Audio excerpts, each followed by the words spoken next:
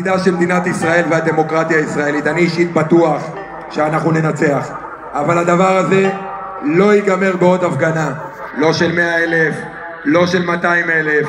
אנחנו צריכים להיערך להשבתה מוחלטת של המשק ללא הגבלת זמן, ללא הגבלת זמן, ללא הגבלת זמן.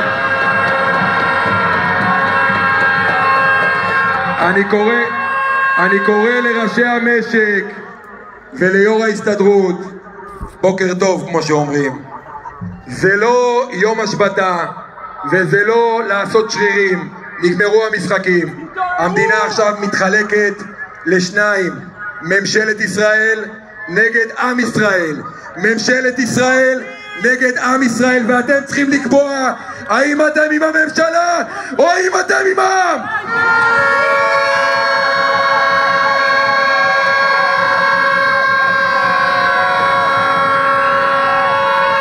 אז אני יודע שחם, אבל תישארו איתנו.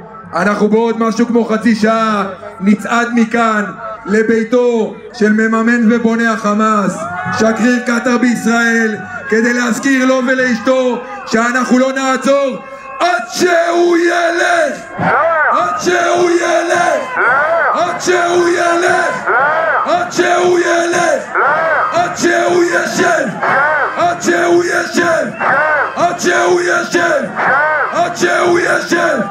תודה רבה.